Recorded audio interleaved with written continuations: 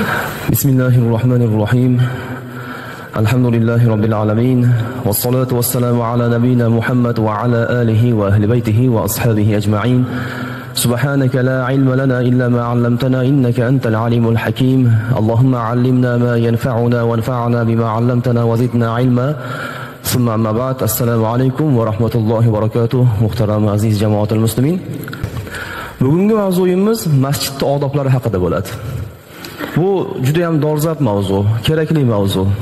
Namoz o'qiymiz, lekin odob axloqqa ko'p holatlarda e'tibor bermaymiz. Masjid ichida saflarimiz tekis saf tortib turadi, farishtalarning saflaridek, lekin tashqarida oyoq kiyimlarimiz, avtoulovlarimiz o'zimizdek saf tortmaydi, betartib. Biz amal qilamiz, lekin ko'p holatlarda odobga, axloqqa Alloh va Rasuli buyurgandek amal qila olmay qolamiz. To'g'ri, namoz o'qishimiz kerak, lekin bu namoz buyurilgandek bo'lishi kerak. Islom ko'rsatgan ko'rsatmaga asosan bo'lishi kerak. Alloh va Rasuli taklif qilgan shartlarga asosan bo'lishi kerak bo'ladi. Qisqa qilib aytganda, bugun masjidning odoblari haqida gaplashamiz. Hammasini gaplashamiz imkon qadar. Telefon masalalari, avtoulov masalalari, tartiblarimiz, hammasini inshaalloh karim Alloh qodir qilgancha, Alloh bildirganicha gaplashamiz va bunga hadislardan, ulamolarimiz so'zlaridan dalillarni keltiramiz. Birinchi navbatda masjid nima o'zi? Masjid lug'atda sajda qilinadigan joy degani. Masjid lug'atda sajda qilinadigan makon, manzil, joy, o'rin degani. Xo'p, istilohda ulamolarimiz tomonidan masjidni nima deyshadi? Deyilsa, 5 vaqt namoz ado etiladigan makonni masjid deyiladi. Mana biz to'planib o'tiradigan manzilimiz masjid deyiladi. Sajda qilamiz, ruku qilamiz, qoyim turamiz, qiroat qilamiz, Allohga ibodat qilamiz. 5 vaqt namozda qatnaymiz. Mana shu manzilimiz masjid. Bu masjidda Alloh azza va jalla maqomini ko'tardi. Qanday ko'tardi deyilsa, o'ziga izofa qildi. Baytulloh dedi. Allohning uyi dedi. Allohning uyi degan so'zni o'zi biz uni hurmat qilishimizga yetarli dalil bo'ladi. Masjid hurmat qilishimiz uchun yana boshqa dalillar bormi deyilsa, Allohning uyi o'shani o'zi yetadi. Alloh azza va jallani hurmat qilamiz. Alloh azza va jallaning buyrug'ini doim bajaramiz. Endi Allohning shiorlari bo'ladi. O'sha shiorlardan bittasi masjid. Allohning uyini, masjidini hurmat qilishimiz kerak. Birinchi hurmat nima bilan bo'ladi desa, o'sha masjidda yolg'iz Allohning o'zigagina ibodat qilinadi. Undan boshqa ibodat qilinmaydi. Mana shu birinchi hurmat qilinadigan o'rin bo'ladi. Masjid hurmati birinchi navbatda yolg'iz Allohning o'ziga ibodat qilish bilan ado etiladi. Bunga dalil Alloh taolo Jin surasini nozil qildi. Jin surasining 18-oyatida Alloh aytadiki: "Va annal masajida lillah fala tad'u ma'allohi ahada." Masjidlar Allohniki dedi. U Allohning masjidlarida Alloh bilan birga yana boshqalarga ibodat qilmang, duo qilmang. Yolg'iz Allohga ibodat qiling, yolg'iz Allohning o'ziga duo qiling dedi. Bu oyatdan ko'rinib turibdi, masjid bizniki emas. Masjid falonchiniki emas. Masjid qismadonchiniki emas. Masjid Allohniki. Biz uni qurib beruvchimiz yoki yordam beruvchimiz, lekin masjid Allohniki bo'lib qoladi. Shu aqida bo'lishi kerak. Shu aqida tursa, inshaalloh karim bu masjidi taqvo bo'ladi. Har qanday masjid bo'lsin u Alloh azza va jallaning masjidi bo'lgani uchun va aqidamiz Allohning masjidi bu deganimiz uchun inshaalloh karim Alloh uni qabul qiladi va u joydagi ibodatlarni yolg'iz o'ziga qilingan ibodat deb Alloh baholaydi. Demak, birinchi aqidamiz masjid Allohniki. Biz unga g'isht qo'ygan bo'lsak ham, unga qanaqadir devorlarga suvashga yordam bergan bo'lsak ham, u joydagi ustalar qandaydir xizmat qilgan bo'lsa ham, ovqat, ozuq bilan yordam qilingan bo'lsa, shirin so'zlar bilan yordam qilingan bo'lsa, Alloh ajrimizni bersin. Lekin masjid meniki deyishdan uzoqda bo'lishimiz kerak. Men qurganman bu masjid deyishdan uzoqda bo'lishimiz kerak. Men yordam qilganman deyishdan uzoqda bo'lish kerak. Ustunlarga, tomlarga men chiqqanman deyishdan uzoqda bo'lish kerak. Masjid hech kimniki emas, masjid Allohniki. Biz qilganimizga, xizmatimizga Alloh ajrini inshaalloh karim qasrlar bilan mukofotlaydi. Kim bu dunyoda minnat qilsa, men qilganman bu masjidni, men qurganman, men yordam qilganman, men unga tomlarga chiqib, devorlarga suvashga yordam berganman deb minnat qilsa, Allohga qasamki, o'sha joy o'zida Alloh azza va jalla uni amallarini habada qilishni boshlaydi. Nimaga? Chunki Alloh uchun emas bo'ladi bu masjid. Payg'ambarimiz alayhissalom hadislari bor. Man bana masjidan lillahi ta'ala banallohu lahu baytan fil jannah. Rawahu Muslim. Imom Muslim o'zlarining sahihlarida keltirdilar. Rasululloh sallallohu alayhi vasallam aytdilarki, kim Alloh uchun bir masjid qursa, Alloh unga jannatda bir uy quradi, bayt quradi. Endi bir masjid qurildimi, o'sha masjid Allohniki deb e'tiqod qiladi. Men shunchaki xizmat qildim, alhamdulillah, shun tavfiqini berdi deb e'tiqodda turadi. Alloh unga jannatda qasr paydo qilayotgan bo'ladi. Biz qurganmiz-da, bizni otamiz qurganda, bobomiz qurganda bu masjidni. Bizning ruxsatimiz bilan bu joyda gapiriladi. Biz aytgan gapi gapiriladi. Biz so'zlagan so'zlar aytiladi. Bizni ko'nglimizga qarash kerak, chunki biz mana shu masjidga ancha xizmat qilganmiz, dedimi? U to'g'ri bu dunyoda obro' orttiradi, lekin jannatdagi qasrdan mahrum bo'ladi. Xohlasa tanlasin. Alloh taolo unga jannatda qasr beradi, faqat bu masjid Allohniki deyilsa, har qanday masjidda. Qur'oni Karimda Jin surasida va annal masajida lillah, masajid masjiddan emas, masjidlar Allohniki. Fala tad'u ma'allohi ahada.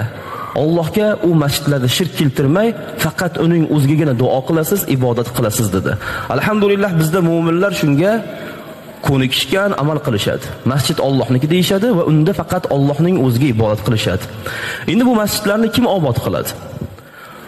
Masjidlarni Alloh taolo Tavba surasi 18-oyatda aytgandek va o'sha oyatda keltirgan sifatlarga ega bo'lgan insonlar obod qiladilar. Alloh Tavba surasida aytadi: "Innama ya'muru masajidalloh man amana billahi wal yawmil akhir va aqama as-salata va ata az-zakata va lam yakhsha illalloh fa asa ulaika ay yakunu minal muhtadin." Tavba surasi 18-oyat.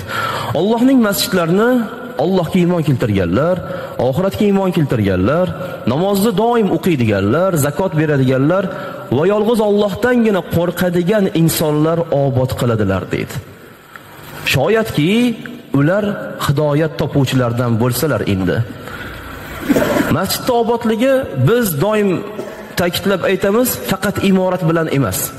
Qancha masjidlar bor, go'zal imoratlari ko'zni quvnatadi, minoralari duppini tushiradigan darajada baland bo'ladi. Ularni zeyb va ziynatlari insonni lol qoldiradi. Hatto ibodatdan chalg'itib yuboradigan darajada. Endi Alloh bu joyda aytayotgan oyatda Allohning uyini faqat namoz o'qiydigan, zakot beradigan, Allohdangina qo'rqadiganlar obod qiladi deganda saf to'ldirib turishni aytadi Alloh. Jamoat bilan yig'ilib Allohga ibodat qilishni aytadi Alloh. Allohning uyini ana shundaylar obod qilib to'ldirib turadilar. Boya gapimiz, qancha chiroyli masjidlar bor, saflari bir saf, yarim saf. Undoq qarasangiz huvillab turadi. Katta masjidlar, lekin 20 ta 30 ta odam namoz o'qiydi. Bomdodda 40 ta 50 ta odam namoz o'qiydi. Lekin oddiy masjidlar bor, jamoatlar liq to'la. U mahalladagilar u masjidni obod qiladilar. Ana shunday obod qiladiganlarni Alloh aytdi. Ular masjidlarni obod qildilar. Ular namoz o'qiydigan insonlar, zakot beradigan odamlar, Allohdan qo'rqadigan odamlar, Allohga va oxirat kuniga iymon keltirgan odamlar, ana o'shalar shoyatki hidoyat topsalar dedi Alloh. Alhamdulillah yurtimizda 2147 ta masjid bor hozir. 2000 tadan ko'p masjid bor. Har bittasi inshaalloh karim obod va yana obod bo'lyapti. 300 dan ziyodda hozir qurilishlar ketyapti, ta'mirlashlar ketyapti, qulay sharoitlar bo'lyapti. Har bitta masjidga borsangiz, tahoratxonalardagi sharoit uyimizda ham yo'q. Demak, bu obodlik bo'ldi. Endi yana nima bilan obod qilamiz deyilsa, alhamdulillah deb Allohga shukr qilib, berganiga, yetkazganiga shukr deb, unda namozda bardavom bo'linadi va yana obod bo'lishni boshlayveradi. Endi masjid haqida gaplashdik, uni bino qilish haqida gaplashdik. U bino qilganlarga fazl, ajr qiyomat kunida katta bo'lish haqida gaplashdik. Uni to'ldirib turadiganlar Allohning yoqimtoy bandalari ekanini gaplashdik. Demak, uni to'ldirish kerak. To'ldirmasak bo'lmaydi. Xo'p, to'ldirganimizda, masjidlarni to'ldirib ibodat qilganimizda, xohlaganimizcha biz ibodat qilamizmi yoki unga ham bir odoblar bormi? Shariat belgilab qo'ygan chegara bormi? Ayni namoz o'qiyapmiz, shukr qilsin. Yo'q. Insonni o'zi shukr qilish kerak, Alloh unga tavfiq berganiga, namoz o'qiyotganiga. Alloh unga banda kel, men bilan suhbatlash, menga sajda qil, qiyomatda senga jannat beraman deganiga u shukr qilsin. Bizni aqidamiz buzilib ketmasin. Chiqyapmiz-ku, shundoq ham shukr. Alhamdulillah, yaxshi, bu Allohning tavfiqi. Lekin odob, axloq bo'lmasa ekan bir amalning ustida, Alloh taolo u amalni qabul qilmaydi. U amalda xokisorlik bo'lmasa ekan, Alloh u amalni qabul qilmaydi. Hatto namozni ham Alloh ruku sajdalari bilan qoyim qilib qo'ydi. Shunaqa o'qiysan dedi. Xokisorlik bo'lsin dedi. Endi masjid ichiga kirib xokisorlik qilyapmiz, namoz o'qiyapmiz. Uni odoblari ham bor. Ichkarisida va tashqarisida, masjidning ichida va masjid tashqarisida unga yarasha odoblar bor.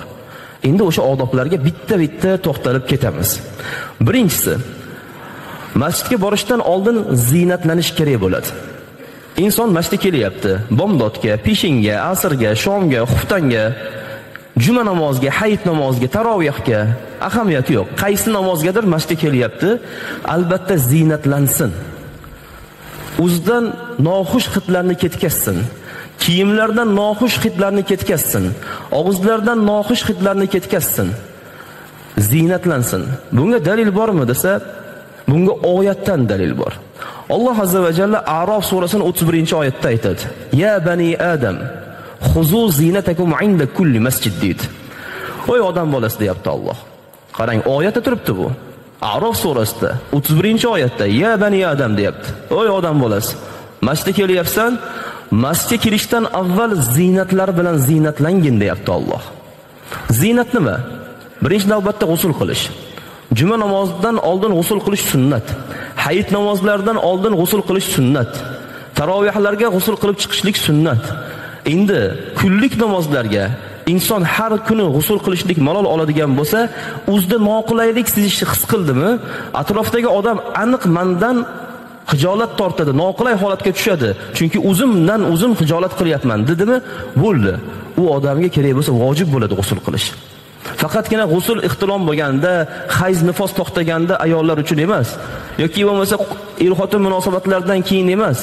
Inson atrofidagilarni hisobotga olib ham g'usl qilib yurishligi bu sunnat bo'ladi. Ayniqsa masjidga kirishdan avval g'usl qilish Allohning rioyasini qilgan bo'ladi. Farishtalarning rioyasini qilgan bo'ladi. Yonidagi namozxon mu'minlarning rioyasini qilgan bo'ladi. Xushbo'ylanib kiysin, g'usullarni qilsin, o'zidagi noxush hidlarni ketkazsin. Payg'ambarimiz alayhissalom ta'kidlagandek sunnatga muvofiq tirnoqlarni olib, Rasuli buyurgan qilinish kerak bo'lgan ishlarni qilib, xushbo'yliklarni sepib, masjid tomon yuvilgan kiyimlarni kiyib ketsin. Yangi kiyim olishga hamma ham qodir emas, lekin kiyimni yuvib almashtirib yurishga hamma qodir. Kiyimlarni juma kunida yuvilganlarni kiysinlar. Xushbo'ylansinlar, g'usullar qilsinlar, xushbo'yliklar sepsinlar. Bu Allohning buyrug'i va payg'ambarimiz sollallohu alayhi va sallamning muborak sunnatlari. Rasul akram alayhissalom haqlarida sahoba-i ikromlar roziyallohu anhumlar aytishadi. Bir kuni bomdod namozi edi. Payg'ambarimiz alayhissalom doimgidek o'zlarining hujralarini eshigidan masjidga chiqardilar. Bomdod namozida chiqdilar. Rasul akram alayhissalom sochlaridan, soqollaridan suvlar tomib turardi. Biz bildik Rasululloh g'usul qilib chiqyaptilar.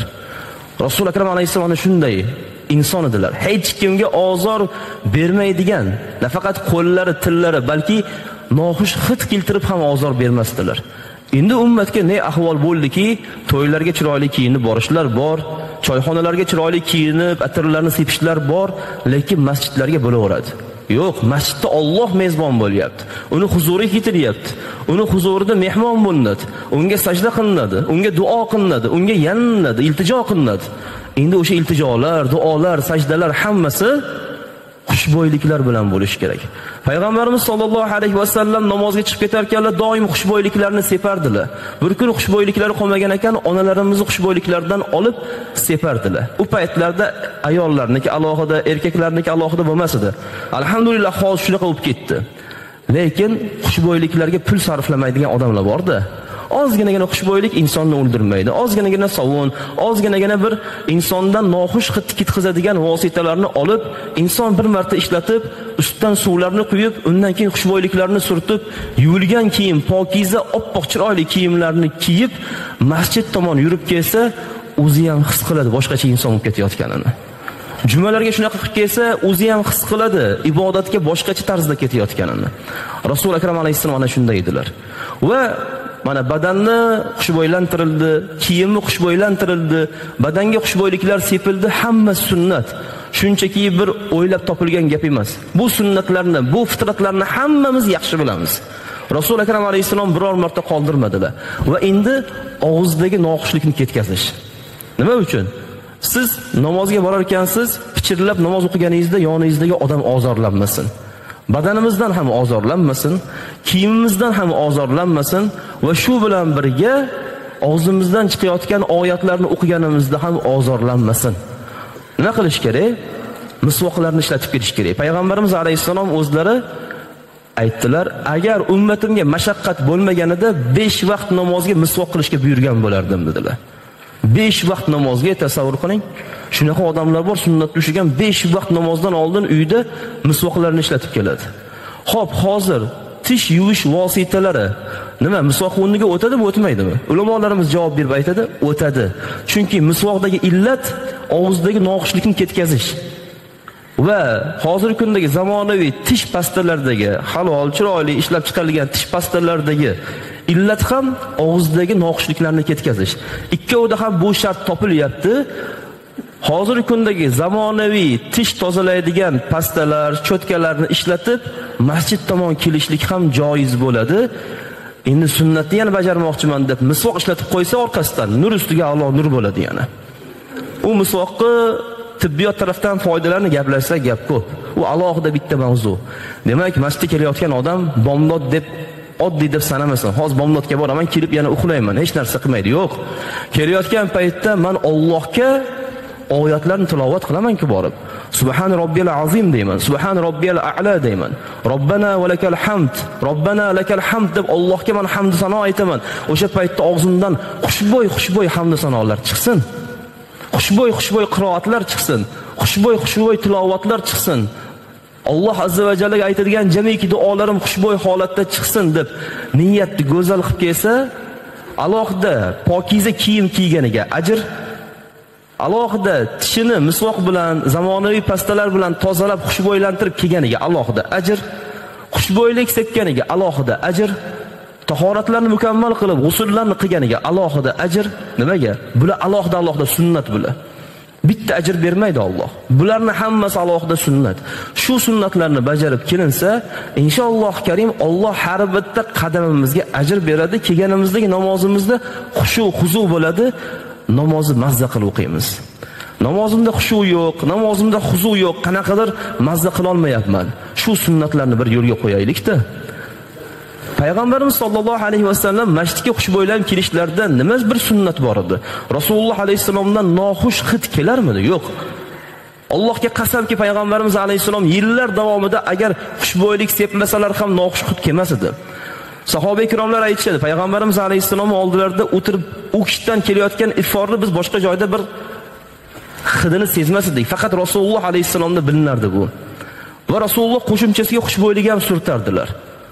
Xushbo'y bo'lsalar, qo'shimcha xushbo'ylik sepish, atir sepish nima uchun kerak? Rasululloh alayhisalom zakovatlarini ko'ring. Men xushbo'yman, menga atir sepish shart emas, mendan noxush hid kelmaydi deb to'g'ridan to'g'ri atir sepmay, xushbo'ylik sepmay yuraverganlarda, keyingi ummat xushbo'ylik sepish bid'at hisoblanadi, sepmaymiz deb Rasululloh sollallohu alayhi vasallamning yo'llariga yuramiz. U zot sepmagan ekanlar deb umuman sepmay qo'yardi. Biz Rasulullah'dek xushbo'y bo'la olmaymiz-ku, insonmiz. Tanamizdan, o'zimizdan hid chiqib qoladi. Rasulullahdan unday narsalar bo'lmas edi. Agar biz shularni ishlatmay yursak, Rasululloh qilmagan ekanlar deb keyingi avlodlar umuman insoniylikdan chiqib ketib qolardi. Payg'ambarimiz alayhisalom ummatni o'ylab, keyingi insonlar Rasululloh alayhisalom kabi o'zlaridan muborak hid chiqarmaydilar. Buni Rasululloh bilardilar. O'shaning uchun sunnat qilib berdilar. Qisqa qilib aytganda, namozga kelishdan oldin shularga amal qilib kelinsa yaxshi bo'ladi. Kiyimlarga qarab qo'yish, ayniqsa endi buni aytamiz chunki bu odoblarga kiradi. Paypoq masalalarga alohida e'tibor qaratish kerak bo'ladi. Biz musulmonmiz. Biz yuzdagi holdek namuna bo'lishimiz kerak. Bo'laveradi deb emas. Chunki biz o'zimizni yaxshi ko'rganimizdek, boshqalarni o'zimizdan avlo ko'rishimiz kerak. O'zimizga boshqa narsa aziyat beryaptimi? Ha, bizdagi narsa ham boshqaga aziyat berishi mumkin. Shundan ehtiyot bo'lishimiz kerak. Har kuni paypoqlarni almashtirish kerak bo'ladi. Qiyin emas. bitta dona ko'ynakni puliga 20 talab paypoq beradi. Bitta dona telefonni puliga bir mashina paypoq beradi kerak bo'lsa. Telefonlar zamonaviy, lekin oyoqlardagi paypoqlarga qarab bo'lmaydi. Bu yerga urishmas, Alloh saqlasin. Bu hammamizga shariatni eslatmasin. Endi bundan uyalib aytmaydigan bo'lsak, bu xiyonat bo'ladi. Aytilmagan bo'ladi. Qiyomat kunida o'sha odamlar Allohning huzurida bu imom bizga aytmagan edi. Uyalib bizga Rasululloh alayhisalom sunnatlarini tanishtirmagan edi deb da'vo qiladi. O'sha da'vo bo'lmasligi uchun har bitta narsaga alohida to'xtaladi. Badandagi noxushlikni ketkazish, og'izdagi noxushlikni ketkazish va shu bilan birga kiyimlardagi noxushliklarni ketkazish yaxshi bo'ladi. Ozgina kiyimda bir hid paydo bo'lib qoldimi, uyga borib alishtirib kelsa inshaalloh karim Alloh unga ham ajr beradi. Suv bor-ku, balki vositalarga, ya'ni kirni ketkazadigan, xushbo'ylantiradigan vositaga pul yetmas. Payg'ambarimiz alayhisalom aytganlaridek suv bor-ku dedilar. Suv hammada bor-ku, to'g'rimi? Bitta mashinaga ishlatayotganda, mo'ykaga ishlatayotgandagi suv bitta odam uchun kerak bo'lsa 1 oyga yetadi g'usl qilish uchun. Payg'ambarimiz sollallohu alayhi vasallam o'zlariga yetarli darajada g'usullarni qilardilar, doim qilardilar. Suv har bir narsani poklovchi narsa, xushbo'ylantiruvchi narsa, ketkazadi. Har kuni kerak bo'lsa yuvib, almashtirib turilsa, inshaalloh karim masjidlar yanada obod bo'ladi. Masjidlarimiz go'zal, binolarimiz zo'r bo'lgani bilan, agar ummatda noxushliklar bo'lsa, masjidga kirib kelganingizda oddiy qilib aytganda atmosfera insonni bo'g'ib qo'yadi. U bo'g'ilgandan keyin namoz o'qigan ham, o'qimaganini ham bilmay qoladi. Xushu-huzu yo'qoladi. Har bitta inson bunga amal qilish kerak. Nimaga? Siz amal qilsangiz, yoningizdagi amal qilmasa, yana sizga ta'sir qiladi-da. Mana shuning uchun payg'ambarimiz alayhisalom hatto halol bo'lgan narsalarniki masjidga kirishdan avval iste'mol qilishdan qaytardilar. Nima edi u? Piyoz, sarimsoq piyoz, har xil ko'k o'simliklar. Bunga dalil bormi? Dalil bor. Jobir roziyallohu anhu rivoyat qiladilar. Bu hadisni ham Imom Muslim rivoyat qilyapti. Sahihul Muslimda. Payg'ambarimiz alayhisalom aytdilarki: "Man akala al-basal was-sum wal-kurras fala yaqrabanna masjidana, fa innal malaikata tata'azza mimma yata'azza minhu bani Adam." Kimki piyoz yesa, sarimsoq piyoz yesa yoki har xil o'zidan hid chiqaradigan ko'kat o'simliklarni yeydigan bo'lsa, masjidlarimizga kelmay tursin dedilar. Chunki farishtalar odam bolasi aziyatlangan narsadan aziyatlanadilar. Bu joyda odam ko'zimizga o'xshagan desak, mabodo yeymanda endi odam ko'zimizga o'xshagan halol-ku desak, farishtalar bor bu joyda. Ular ozorlanishadi. Payg'ambarimiz alayhisalom aytayaptilar-ku: "Fa innal malaika tata'azza mimma yata'azza minhu Adam." Farishtalar odam bolasi aziyatlanganidek aziyatlanadilar. Kimki farishtalar aziyatlanmasin desa, pishmagan piyozni yeb, ko'k piyozlarni yeb, sarimsoq piyoz, turli insondan noxush hid chiqaradigan ko'katlarni yeb masjidga kelmay tursin. Masjiddan qolib ketaman deydigan odam yemay tursin. Hozirgi kundagi sovuslar, piyozlar, har xil ovqatlarga qo'shib insondan hid chiqaradigan vositalarni masjidga kelayotgan odam yemasin. Chunki masjid haqqi bor. Farishtalarning haqqi bor. Mu'minlarning haqqi bor. Halol-ku, to'g'ri halol. Hech kim bunda shubha qilmaydi. Axir payg'ambarimiz alayhisalom qaytaryaptilar-da, halol osh bo'lsin, faqat masjiddan kirishdan avval buni iste'mol qilmasin. Masofasini bilib olsin. Misol uchun xuftandan keyin yesam, bomdodgacha ancha vaqt bor ekan, o'zimni bir o'nglab olishga inshaalloh vaqtim bo'ladi desin. Inson xohlaydi, tabiat buni iste'mol qilishni talab qiladi. Inson tabiatiga moyil qildi Alloh bu narsalarni. Qaytarilmaydi. Yesin, faqatgina namoz vaqtlarini hisobga olsin. Peshindan oldin soat 12 da yeb, to'g'ri masjidga kelavermasin-da. Chunki bitta kirganda butun masjid o'sha odamdan aziyatlanadi. Bu uyatadigan narsa emas, bu payg'ambarimiz alayhisalomning gaplari. Bir sahoba roziyallohu anhu shunaqa bir payg'ambarimiz alayhisalom sunnatlarini bajarayotganda yonidagi odamlar, shuncha odamni oldida shu ishni qilmay tursangiz bo'lar ekan, sunnat bo'lsa ham deyishganda, shu o'zidan axlat chiqaradigan odamlarni deb sayyidimiz sunnatlarni tark qilamanmi deganda. Subhanalloh, bularni ko'ring. Endi mana bu gapda ham payg'ambarimiz alayhisalom, "Hoy, sarimsoq piyoz yegan bo'lsangiz, pishmagan piyoz yegan bo'lsangiz, turli noxush hidlarni keltiradigan o'simliklarni iste'mol qilgan bo'lsangiz, masjidimizga yaqinlashmay turing" deyaptilar. Endi bu degan masjidga kelmasin emas, kelsin. Bu narsani masjiddan avval yemay tursin. Endi halol narsaniki Rasululloh taqiqlayaptilar. Endi har xil chekimliklar, har xil o'zidan badbo'y hid keltiradigan, turli xil chekadigan vositalarni iste'mol qilib kelish bu aqlga ham to'g'ri kelmaydi, shariatga ham to'g'ri kelmaydi. Ba'zi bir yigitlar chiqyapti-da, nima qilibdi? Cheksa tahorat sinmas ekan. Sen oldin cheksa bo'ladimi deb so'ragan oldin. Ha, deb o'zincha fatvolarni topib olavermagin. Fatvolarni yig'ishtirib kelib o'zingni o'zing yengillashtirib taqvodan uzoqlashib ketmagin deyiladi. Payg'ambarimiz alayhisalom xom piyoz, sarimsoq piyoz, halol narsalarni yeb masjidimizga yaqinlashmay tursin deyaptilar. Endi Alloh taqiqlagan narsalarni iste'mol qilib, xohlagancha kelib, ba'zilar bor, masjidda oldiga kelib turib, o'sha qo'ldagi narsani uloqtirib olib, keyin kirib keladiganlar ham bor, ayrimlar. Alloh rahim qilsin, lekin bu kibrlik. Bu kibrlikki Allohga bo'laveradi. Mana shundoq kelib sana oldiga kelib uloqtirib, senga ibodat qilib chiqib ketaveramiz biz. Farishtalar ozorlanishadi, mu'minlar ozorlanishadi. Payg'ambarimiz alayhisalom qaytardilar. Biz bunga amal qilishimiz kerak. Har masjidga kirishdan avval zinatlanish, zinat ichiga hammasi kiradi. Yuqorida sanaganlarimiz. Bu Allohning buyrug'i, vojib amallardan deyarli. Yana o'sha oyatni takrorlaymiz. Ya bani Adam, xuzu zinatakum inda kulli masjid. Ey odam bolasi, har doim masjidga kirishdan avval zinatlaringizni zinatlanib oling deyapti Alloh. Buni tushundik-a? Demak, biz bunga amal qilishimiz payg'ambarimiz alayhisalom yo'llari va inshaalloh Karim bu sunnat hisoblanadi, odob hisoblanadi.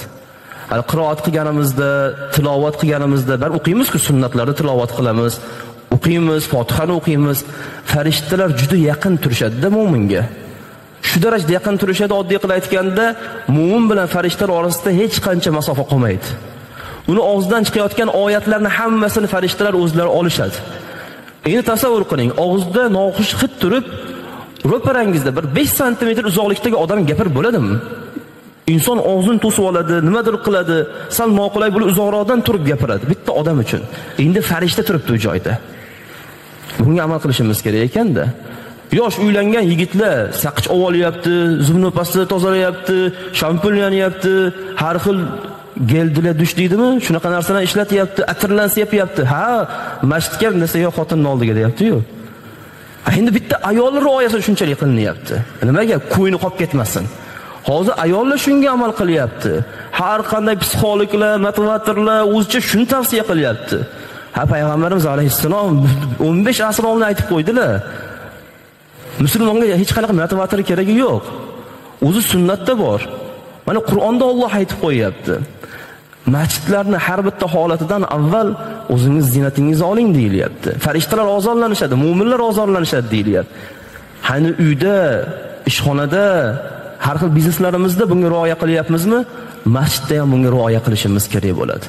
Demak, bu tushunarli. Ikkinchisi, masjidga ohista yurib kelish. Bu hozirgi kunda yo'qolib ketayotgan sunnatlardan. Ohistalik qolmayapti mu'minlarda.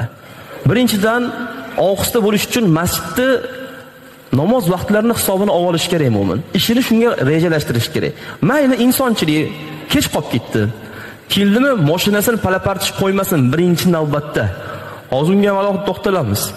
Bizning safimiz tekis turibdimi, mashinamiz ham shunga yarasha tekis tursin. Ko'rmaysizki, bir arzonroq mashinasi bor odam kibrli qilib qo'ymaydi masjidda oldiga. Ozgina qimmat mashinasini olib qo'ysa, to'g'ri olib kelib ishining tagiga qo'yadi. Bezor bo'lasiz shunaqa odamlardan.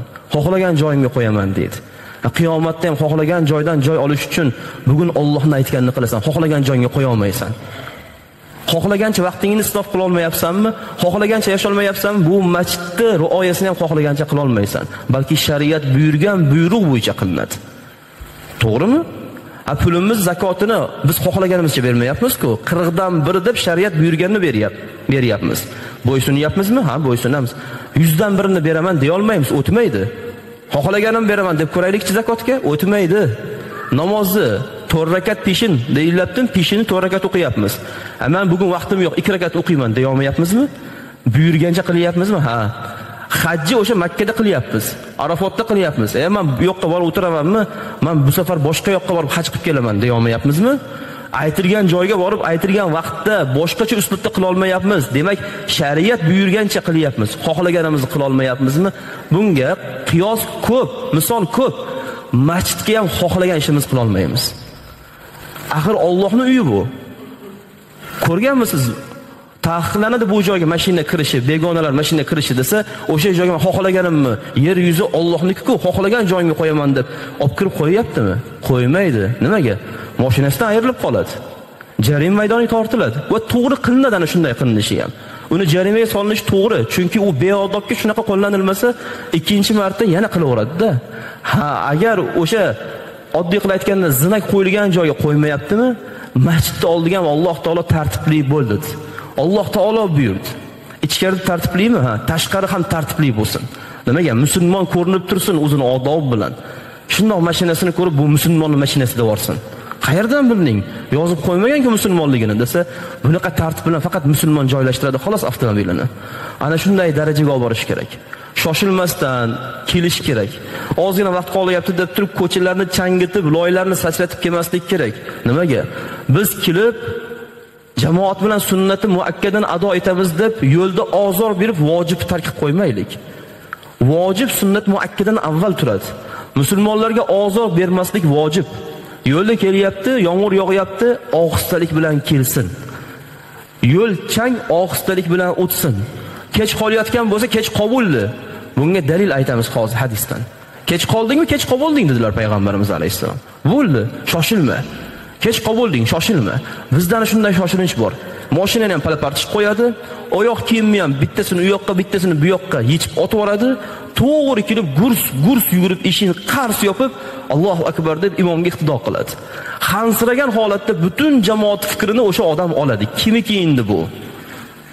To'g'rimi? Kimiki? Hamma qiziqadi. Bu odam kimiki shunchalik qurs qilib kelayotgan odam? Kech qoldi, ohistalikni lozim tutish kerak. O'shaning uchun ikkinchi odob, masjidga kelayotganda doim viqor ohistalikni inson o'ziga lozim tutsin. Payg'ambarimiz alayhisalom hadislari bor. Iza uqimatis solatu fala ta'tuha tas'auna wa atuha tamshuna alaykumus sakina. Fama adraktum fasallu wa ma fatakum faqdu. Bu hadis muttafaqun alayhi hadis. Imom Buxoriy, Imom Muslim rahmatullohi alayhimlar rivoyat qilgan hadis. Payg'ambarimiz alayhisalom aytayaptilarki, agar namozga takbir aytilsa, shoshilmang deyaptilar. Takbir aytilsa deyaptilar, ko'ring. Siz kirib kelyapsiz masjidga, mashinangizni qo'yyapsiz, sizga ovoz eshitilyapti, mikrofon orqali, kalonka orqali muazzin takbir aytayapti. Bo'ldi, takbir aytayapti. Mana payg'ambarimiz alayhisalom iza uqimatis solah, namoz qoyim bo'ldi. Bu degan takbir aytilyapti. Vaqt bo'ldi. Shoshilmang dedilar. Shoshilmang. Alaykumus sakina, sakinatni lozim tuting o'zingizga. Viqor bilan, sekin astalik bilan, xotirjamlik bilan kirib keling. Mashinani xotirjam qo'yiladi, bo'sh joyga qo'yiladi, yo'l o'rtasiga qo'yilmaydi mashinani. Kech qabulindi, bo'ldi, uzoqroqqa qo'yib kelinadi endi, majbur. Erta kelganda joyiga qo'ydi. O'rta yo'lga qo'yib, tapir-tupir qilib hozir chiqib ketaman deyilmaydi. Nimaga? Chunki payg'ambarimiz alayhisalom shoshilma deyaptilar. Sakinatni lozim tut deyaptilar. Chiroyli joyiga qo'yib, hech kimga xalaqit bermaydigan qilib masjidga kirib kelinadi. Men endi rakat topmoqchiman-da, imomga iqtido qilib yetib olmoqchiman-da. Payg'ambarimiz alayhisalom aytayaptilar. Agar sen o'sha rakatni topa olmaydigan bo'lsang, faqdu deyaptilar. O'shani qazosini qilib qo'y oxirida deyaptilar. Ya'ni o'rningdan turib 2 rakatni yo'qotdingmi, imom salom bergandan keyin o'sha 2 rakatni o'qib qo'ygin deb ummatga payg'ambarimiz alayhisalom tavsiyani beryaptilar. Agar u avtomobilni yo'lni yuziga qo'yib ketadigan bo'lsak, Alloh saqlasin, bir xonadonda kasal bemor bo'lib qoldi. Onasi bemor. O'tolmayapti tez yordam. Yoki bir odamning uyi yonyapti. O'tolmayapti, o'tuvchi xodimlar mashinasidan turibdi. Ha desa, bir odam namozga kelgan ekan, butun insoniyatga bildirdi namoz o'qiyotganini, mashinani ko'ndalang qilib masjidga kirib ketibdi. Nima bo'ladi desa, musulmonlikka dog' tushadi bu bir. Islomga dog' tushadi bu ikki. Namoz o'qimay o'l deydi. Namozga ham biz putur yetkazib qo'yamiz. Bitta mashinamizni deb qancha muammoga qo'yapmiz. O'zimizni ham, dinimizni ham, insonlarni ham, musulmonlar o'zi shunaqada, namoz o'qiydi, odob yo'q. Musulmonlar shunaqada, zakot beradi, xulqi yo'q. Musulmonlar shunaqada, ro'za tutadi, kibr. Musulmonlar shunaqada, ilm majlisida o'tiradi, amal qilmaydi. Bu gap kerak emas bizga. Bizga nima kerak? Alloh azza va jalla buyurgan buyrug'i bajarib, insonlarga ozor bermasligimiz kerak. Payg'ambarimiz alayhisalom namozga ohistalik bilan keling dedilarmi? Ohistalik bilan kirib kelamiz. Eshigini ham sekin yopamiz masjidni. Sekin yurib kelamiz. Mayli imom rukuda turibdi. Yetolmadikmi, yetolmaylik mayli. Keyingi rakatni to'ldirib olaveramiz. O'sha rakatni imom bilan topaman, sunnatga amal qilaman deb hamma vojiblarni tark qilib kelmaylikda. O'nlagan vojib tark qilib kelib bitta sunnatga amal qilamiz desak, biz yutqizgan bo'lib qolamiz. Ya'ni haqiqiy savdo qila olmagan bo'lamiz. Haqiqiy savdogar ozgina boy beradi, ko'pni jalb qiladi. Misol uchun, bir rakat topa olmadikmi imom bilan birga? Ikkinchi rakatga yetib keldikmi? Bir rakat boy berdik. Lekin ko'chdagi juda ko'p vojibotlarga amal qilib, savdoni yutib ketdik. Namoz o'qilsin, lekin odob bo'lsin. Ohistalik bilan kelish inshaalloh karim bu sunnat hisoblanadi. Keyin kelayotganda payg'ambarimiz alayhisolamning ham hadislari bor. Kelganingizda tahorat bilan keling dedilar, to'g'rimi?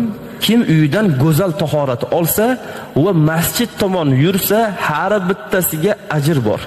Har bittasiga mukofot bor. Har bitta qadami gunohlar kafforat bor. Subhanalloh. Tahorat bilan kelinsa, mayli ko'chadagi odamlar, safardagi odamlar, uyi uzoqdagilar, u yoq bu yoqqa o'tib ketayotgan odamlarga bu tahoratxona hamma masjidlarda qilib qo'yiladi. Hech kim kirma deyishga haqqi yo'q. Endi uni rioyasini qilib, payg'ambarimiz alayhisalom sunnatlarga amal qilaman deb bir odam uyimni tahorat qilib kelay. Axir masjid menga 10 metr-ku. Uyimni tahorat qilay, 20 metr, 50 metr xolos-ku masjid deb yaxshi niyat bilan kelsa, har bittasiga savob, har bitta qadamiga gunohlar kafforat qilinadi. Qachon desa, uyidan tahorat qilib kelsa. Chiroyli tahorat qilib kelsa, go'zal tahorat qilib, niyat faqat namoz bo'lsa. Bir borib men savdo qilib kelaman desa, namoz niyat qilmagan bo'ladi. Bir borib odamlarni asriga tegib kelaman, bir fitna chiqarib kelaman. Axir men shu ish qilaman-ku desa, bo'lmaydi u ham. To'g'rimi? Fitna chiqarib qo'ysa, yomonda namoz o'qigani ham o'tmay qoladi-da. Bir kuni chayon ko'l oldiga kelib qopti. Shu joyga bir masal kelib qoldi-da. Endi tuzalarmikin deysiz, endi fitna chiqadigan odamlar tuzalarmikin? Bu hamma joyda bor. Bu joyda bor demoqchi emasmiz. Hamma joyda bu balo bor. Endi shunisi bilan qiziq hayot. Chunki ular bo'lmasa, yashash ham zirkarli bo'lib qoladi. Sal qiziqtirib turadi hayotga. Xushyor qilib turadi. Boksda ham ro'paradagi ozgina bir yaxshi bo'lsa, xushyorlikda turasiz-da. Loqayt bo'lsa, shunday qo'lingizni tushirasiz, u yoq bu yoqdan zarba yeb turaverasiz. U insonlar kerak. Endi o'zi qiyomat kuni hal qilib oladi ishini. O'z chayonga qaytamiz biz. Chayon bir kuni yo'lda ketib, ko'l oldiga kelib qopti. Qarasa yo'l to'xtab qoldi. Ko'ldan o'tish kerak. Tushsa cho'kib ketadi. Shunda qurbaqaga aytibdi. Ey qurbaqa debdi, "Meni bu ko'lni bu yog'idan u yog'iga olib qo'y" debdi. "Yo'q" debdi qurbaqa. "Sen chayonsan, chaqasan" debdi. "Hech chaqsam, men ham sen ham o'lasan-ku, cho'kib ketamiz. Qasam chaqmayman. Qasam ichaman, bundan keyin chaqmayman" dedi. Qurbaqa endi qurbaqa ekanda ishonibdi-da. Ustiga mindiribdi. No ketayotgan ekan, chayon chaqib olibdi-da. Chayon, nimaga chaqding? Axir sen ham, men ham o'lamiz-ku desa, "Nima qilay? Vazifam chaqishda" degan ekan. "Men chayonman-da" deb aytgan ekan. Oxir oqibatda hamma o'libdi o'sha joyda. Qurbaqa ham, chayon ham. Aytmoqchimizki, masjidda kim fitna qilsa, oxir oqibat masjidni boy beradi, mahallani boy beradi, mahallani obro'si tushib ketadi. Bitta odammi deb u mahallami, u masjidmi, astag'firulloh, u joyga borgani deb qo'rqib turadi.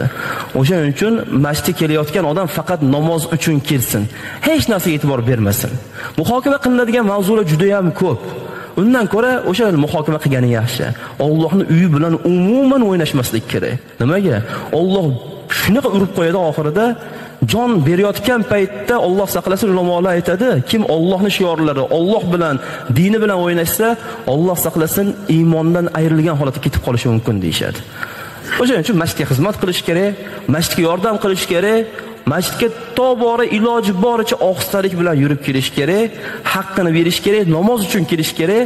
Namoz o'qib bo'lgandan keyin sekin tarqalib, Alloh aytganda fantashiru fil ard. Yer yuzida tarqalib savdolaringizni qiling. Mana shu yaxshi bo'ladi inshaalloh karim. Xo'p, masjid oldiga keldi. Endi nima qiladi? Masjidga 10 oyoq bilan kiradi. Buni hamma yoddan biladi, eslatma bo'lish uchun takror aytib ketaveramiz.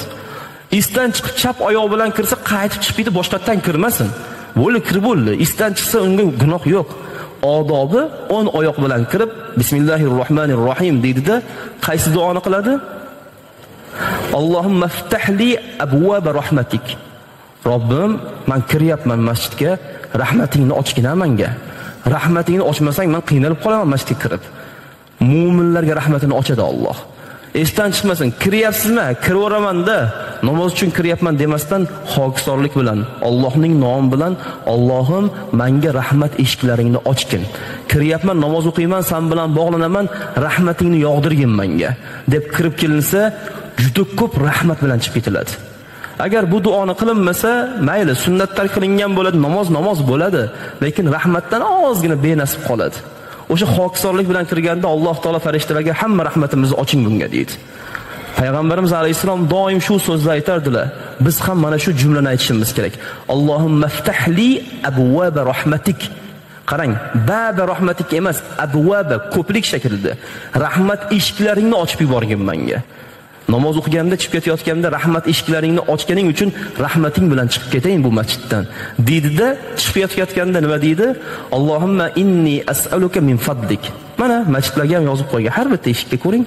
Nimaga? Shu sunnatga amal qilinsin deb. Chiqib ketayotganda Allohumma inni as'aluka min fadlik. Allohim namoz o'qidi bu, lekin fazling boshqachada, fazlingni bergin menga. Namoz o'qidim-u, sal kibrim, ha sen jannatga yeb qolding. Namoz o'qiding, sen bo'ldi, tamom jannatga kirding deb vasvasa qilyapti nafsim, shaytonim. O'shaning uchun seni fazling bo'lmasa jannatga ham kira olmayman. Fazlingni menga nasib qilgin desa, Alloh fazlini bersa, chiqib ketganda inshaalloh karim gunohlardan pok jannatiylik maqomi unga muborak bo'lgan holatda chiqib ketadi. Faqat niyati Allohning fazli borda bu joyda desin. Namozim borda, men qoyil qoldi namozimga hamma demasin. Allohim fazlingni bergin, fazling bo'lmasa jannatga kira olmayman degani bu. Demak, masjidga kirayotgandagi duo, kirganda Allohumma solli ala Muhammad deb salovat aytishi ham inshaalloh karim yaxshi bo'ladi. Duolar qilib kirsin. Kirgandan keyin endi nima qiladi desa, yo'laklarni to'sib qo'ymasin. To'g'rimi? Yo'laklarni to'sib o'tirib olmasin. Qanaqa? Birinchi saf, ikkinchi saf to'lib turibdi, 8-safga o'tirib olmasin. Oldindan to'ldirib ketsin. Burchaklarga o'tirib oladi, misol uchun ba'zi odamlar mayli, hech kimga xalaqit bermasa joiz. Lekin endi odam ko'payadi, mana shu joy menga qulay desa, hech kimga xalaqit bermasa joiz.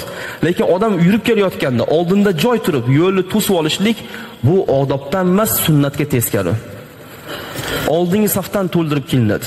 Payg'ambarimiz alayhisalom saflaringizni farishtalarning saflari kabi qiling deganlarda sahobalar juda chiroyli savol berishdi.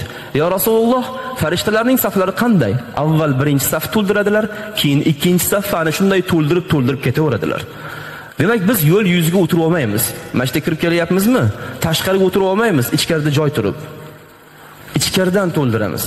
Ikkinchi saf, uchinchi safda joy turib 8-chi, 9-chi safga o'tirib olmaymiz. Yo'lga o'tirib olmaymiz. Nimaga?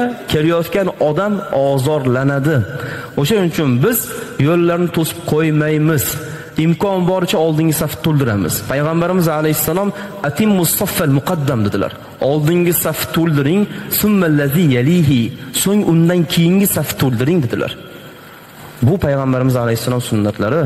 Agar bu sunnatlarga be'tibor bo'lsak, biz qiyomat kunida ancha uzoqlashib ketib qolishimiz mumkin-da. Xo'p, buni ham tushundik. Endi 5-inchisi, masjidda barcha barobar bo'ladi. Man falonchiman, tur, mana joyim deyish yo'q degani bu.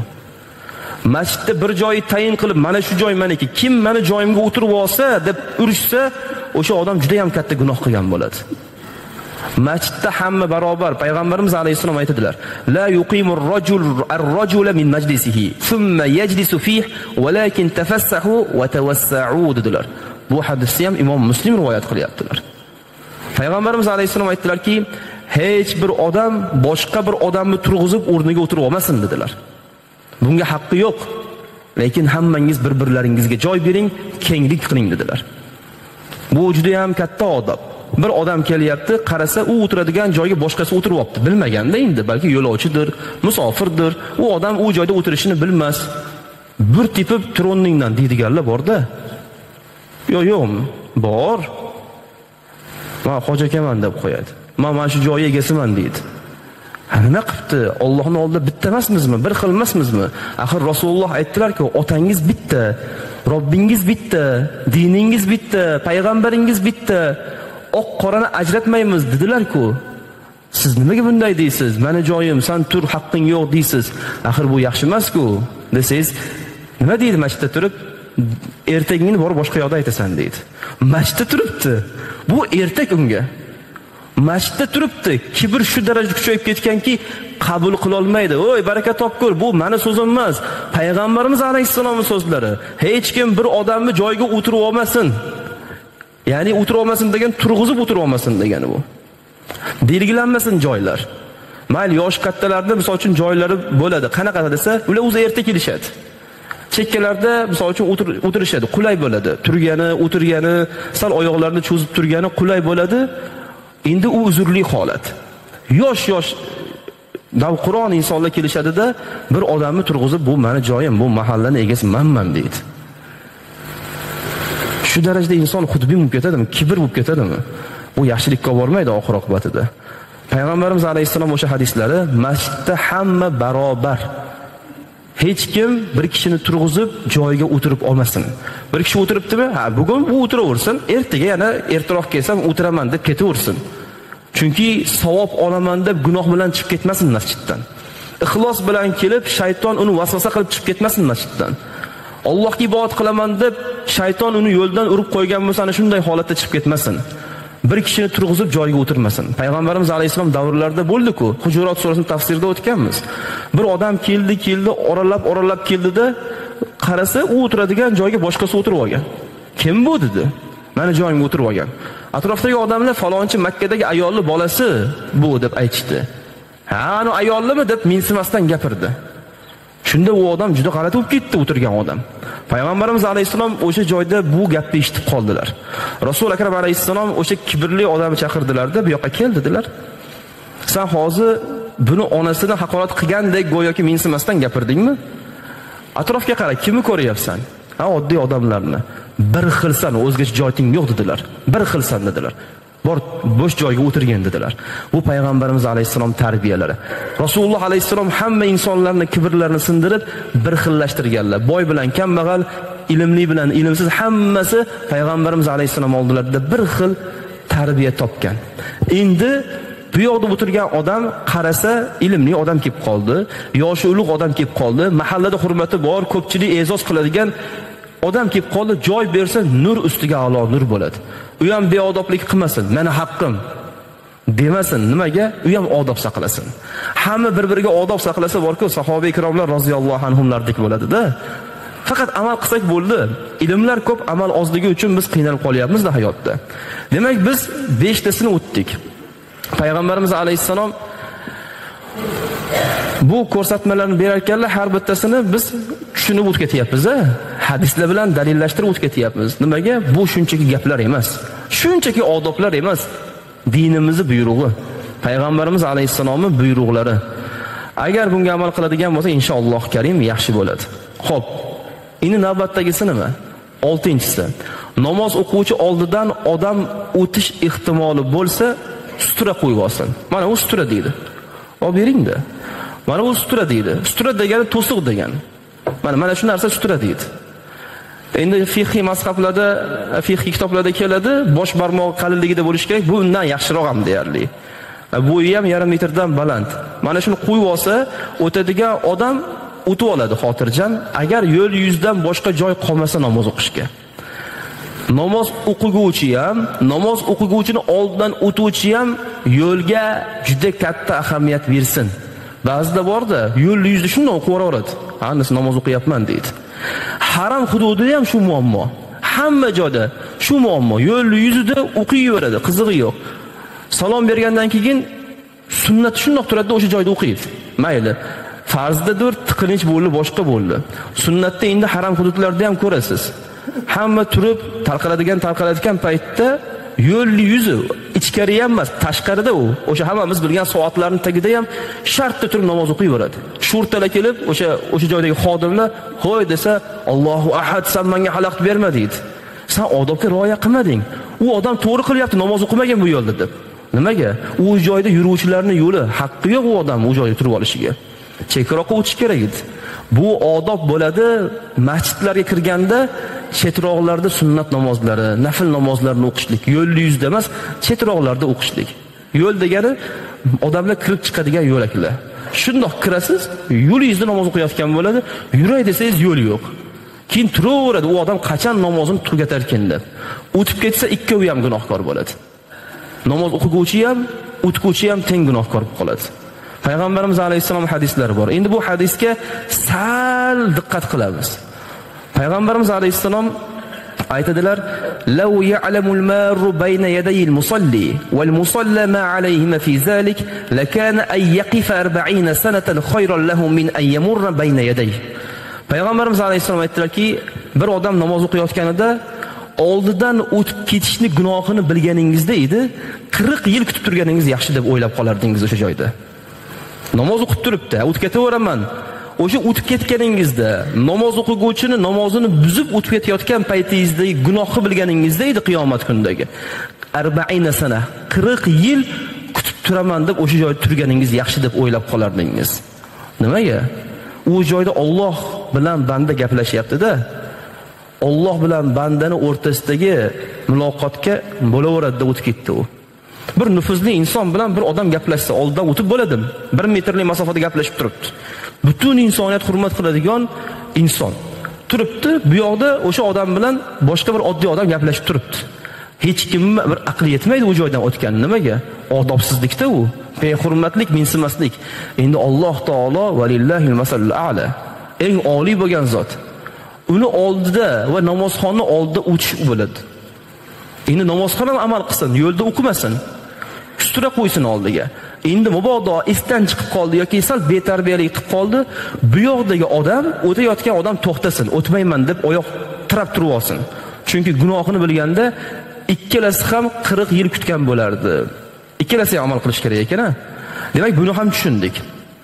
Endi masjiddagilarga ozor bermaslik. Qanaqa bo'ladi bu? 7-inchisi. Masjiddagilarga ozor berib bo'lmaydi. Qanday ozor beriladi? O yuqorida sanadik, hidlar bilan ozor berish, bu ham kiradi. Avtomobillar bilan ozor berish, bu ham kiradi. Telefonlar bilan ozor berish. Ana eshitilyapti? Alloh yolg'on chiqarmadi-da, to'g'ri dedi. Qarang. Endi namozda qo'yavering-da.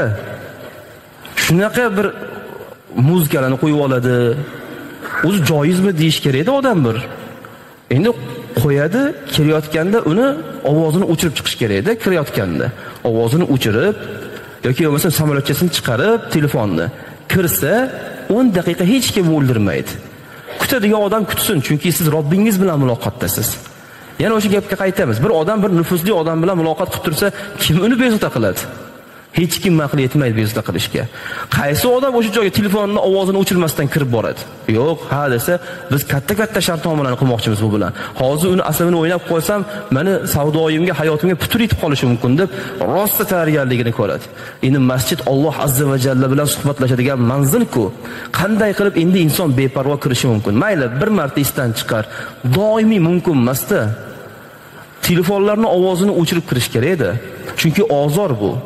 Imom o'qiydi, tilovat qiladi, u yoqdan bittasini telefoni jiringlaydi, xayolda o'sha muzika va unda ketayotgan qo'shiq o'tib turadi-da. Insonchilik o'tadi. Birortasi yodlagan bo'lsa, jamoat ichida ponni qaytarib turadi orqasidan. Hozir bundan keyin mana lug'at keladi, undan keyin mana lug'at keladi deb. Insonchilik bu. Ishda o'rgandan keyin miyaga kirib qoladi-da u narsalar.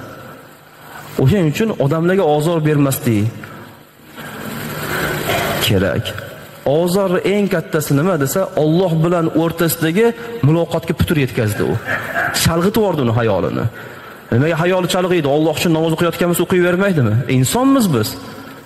Biz mukammal mavjudot emasmiz, gunohlardan begunoh bo'lgan.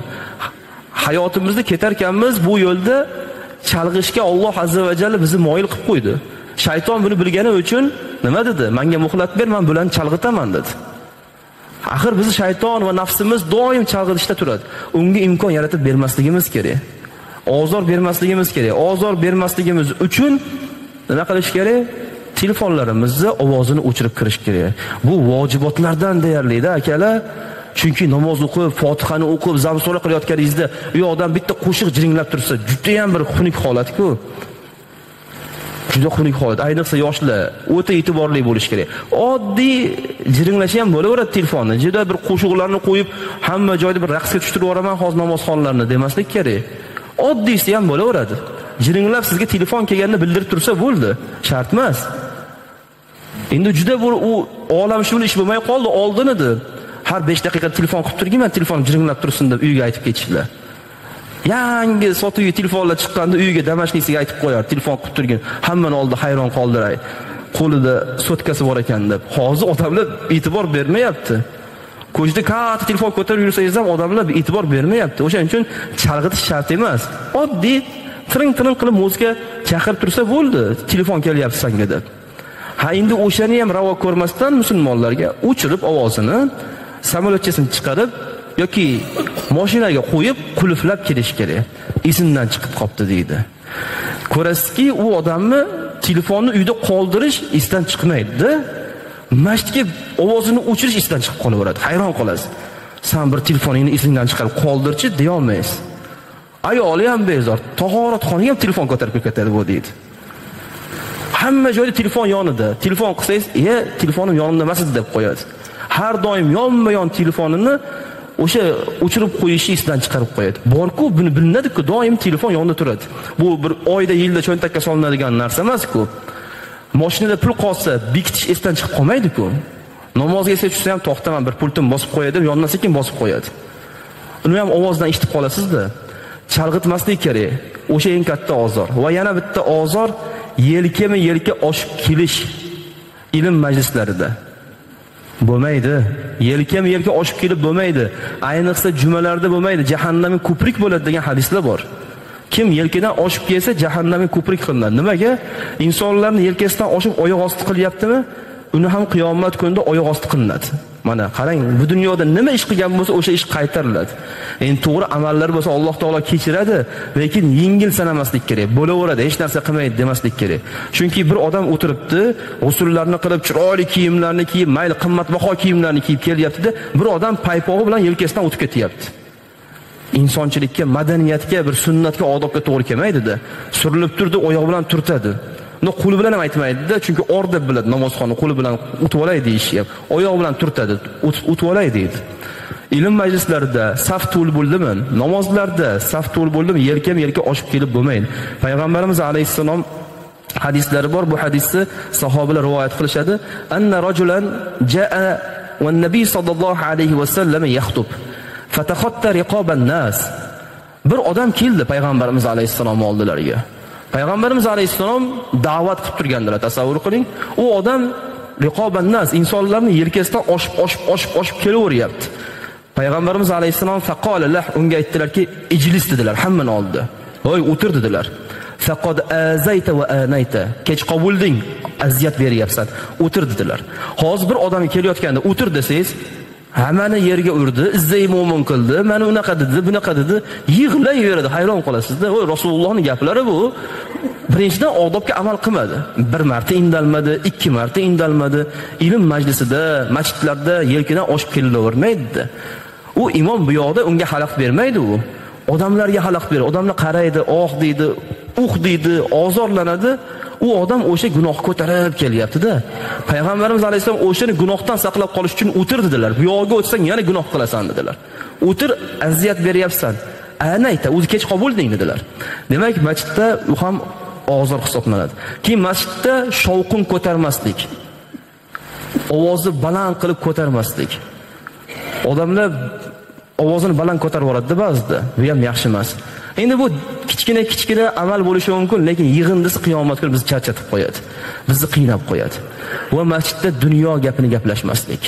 Alloh saqlasin. Dunyo gapini gaplashilsa, bu juda ham katta gunoh bo'ladi. Qanaqa? O'tirib olib, ana qancha bo'libdi? Kurs qancha bo'libdi? Kartochka narxi qancha bo'libdi? Ana falonchi nima qilibdi? Pismadonchining qizi kelib qopti deb gaplashadiganlar bor-da. Masjidmi dunyo gapi gaplashilmaydi. Faqat toat, ibodat, zikr, namoz. Buni hammamiz yaxshi bilamiz. Kim dunyo gapini gaplashsa, ulamolar amallar sekin-sekin habada bo'lib ketib qoladi deyshadi. Umuman dunyo gapini gaplashib bo'lmaydi. Kerak emas. Birortasi gapirsa, birodar ozgina sabr qil, tashqariga chiqamiz, soatlab eshitaman sen. Gapirma masjidda. Ana shunday o'tirish kerak. Bu imom xutba qilganda ham mana xutbaga chiqadi-ku juma kunida. Gaplashib bo'lmaydi. Hatto ulamolar aytadi, toshni u yoqdan bu yoqqa qilib bo'lmaydi. Hadis bor. Kim imom xutba qilayotgan paytda oyog'i tagidagi tosh, endi u paytlarda tosh, qumlar bo'lganda, u yoqdan bu yoqqa sursa faqat lag'o, u katta lag'u ishni qilgan bo'ladi. Hatto ba'zi ulamolar jumasiga putur yetadi deyshadi. Imom xutbaga chiqqanda boshqa ish bilan shug'ullanmay, jim imomning xutbasini tinglab turiladi. Bu katta odoblardan. Shovqin solinmaydi, dunyo gapini gaplashilmaydi va imom xutba qilgan paytda jim eshitiladi. Mana shu odob. Telefon o'ynab, soqoli silab, oyoq qashib o'tirilmaydi. Nimaga? Chunki bu jumamizga putur yetkazib qo'yishi mumkin. Buni hammamiz yoshligimizdan eshitib kelganmiz-ku, jumada xutba qilayotgan paytda harakat ham qilmaydi deb o'rgatishganda, o'sha yaxshi o'rgatishgan. Hozir endi yoshlar chiqib qolib turib, bo'laveradi deb o'ryapti-da hamma narsani. Qiyomat kuni juda katta yuk olib ketyapti ayrimlar. Xo'p. Endi masjidni doimo ozoda saqlash, bu ham o'sha odoblardan bo'ladi. Masjidni pokiza saqlash. Imom Buxoriy rahmatullohi alayhi kuzatib turishganida masjidda bir odam tupurib ketgan balg'amini ko'rib qoldilar va oldilarida yengillarini ichiga ovordilar shunday qilib. Chiqib, olib chiqib tashladilar. Imom Buxoriy rahmatullohi alayhi tasavvur qiling. Bu odamlarni nima uchun bunaqa bo'ldi deb o'ylaysiz? Ilmi bilanmi? To'g'ri, lekin bunaqa odobi ham bor-da, hech kimga bildirmaydigan. Masjidni biz ozod saqlashimiz kerak. O'sha tahoratxonalar ham shu masjidning balansida bo'ladi. Xohlagan ishimiz qilib ketavermaymiz-da. Qog'ozlarni yerga uloqtirib, ha shunchalik sharoit bo'lyapti, alhamdulillah deb isrof qilmasdan ozgina ishlatib, suvlarni ham ozgina ishlatib, tahorat qilib, artib, keyinda ko'chada bo'lsa ham shu joyga ehson qilardim, shu joyga ehson qilib ketib qo'ya qolay, salfetkasini hurmati, suvni hurmati, haqqini ado qilgan bo'laman desa bu go'zalda musulmonchilik. Mayli uni yordamiga hech kim muhtoj emas, lekin o'zini oriyati odob bo'ladi. Bu masjidga kirdimi, 2 rakat oddiy qilayotganda tahiyatul masjid. Masjid namozi, masjid haqqini berib 2 rakat namoz o'qish kerak. Peshinga keldingiz, makruh payt emas, quyosh chiqadigan, zavol payti, botadigan payt emas, 2 rakat masjid namozi. Tahiyatul masjid deydi. Salom namozi, har xil nomlar bilan aytiladi. Oddiy qilayotganda 2 rakat nafil namoz. Qizig'i yo'q, qazo namozingiz bo'lsa ham o'taveradi o'rniga, nafil bo'lsa ham o'taveradi, sunnat bo'lsa ham o'taveradi. O'tirmasdan o'qish kerak. Payg'ambarimiz alayhisalom aytdilar-ku: "Iza dakhala ahadukumul masjid fala yajlis hatta rak'atayn." Sizlardan bir kishi masjidga kirsa, o'tirmasdan 2 rakat namoz o'qisin dedilar. Bu hatto vojiblikka yaqin ketib qoldi-da. Bu aytilgan hadisni sanatlari ko'p, juda ko'p tomondan bu hadis kelgan. Qachon masjidga kirilsa, 2 rakat namoz o'qilsin. Qayerda bo'linsa shu odob qolib ketmasin. Mana shu masjid haqqi bo'ladi. Endi qiyomat kunida juda ko'pchilik haqqiga osilganda masjiddan osilmasin, haqqimni ber deb. Sen doim kirib namoz o'qimading, masjid aytmasin, haqqimni ber deb. Uni ham haqqini berib qo'yaylik. 2 rakat zo'r bo'ladi, qo'shiladi va qiyomat kunida inshaalloh karim ibodat bo'ladi. Bu yaxshi bo'ladi. Alloh taolo o'zi qabul qilsin. Bu haqda gaplashsa, gaplar ko'p edi. Mana shu joyda bir 10 ga yaqin odob sanadik. Oxirida bitta oyat bilan so'zimizni yakunlaymiz. Alloh taolo Haj surasining 32-oyatida aytadi: "Zalik va ma yu'azzim sha'airalloh fa innaha min taqval qulub." Ana shunday deydi Alloh. Shu bizning buyrug'imiz deydi. Shu bizning ko'rsatmamiz deydi. Kimki Allohning shiorlarini hurmat qilsa, Alloh ulug'lagan narsalarni ulug'lasa, Alloh buyurgan ishlarni bajarib, Allohning shiorlarini buyuklasa, ana shu qalbdagi taqvodandir deydi. Bizni huzurimizga taqvo bilan keladi deydi. Masjid Allohning shiorimi? Mundoq qarasangiz gumbazini, minorasini ko'rib, masjidligini uzoqdan bilasizmi? Mana buni shior deydi. Islomni anglatuvchi shior, Allohni eslatuvchi shior. Shuni kim ulug'lasa, hurmat qilgan bo'ladi va taqvodor bo'ladi o'sha deyapti. Mana shu sunnatlarga amal qilsak, odoblarga amal qilsak, masjidning haqqini bersak, inshaalloh karim qiyomat kunida masjidlar bizning foydamizga hujjatga o'tadi. Alloh qabul qilsin. Subhanakallohumma bihamdik, ashhadu an la ilaha illa ant, astag'firuka va atubu ilayk.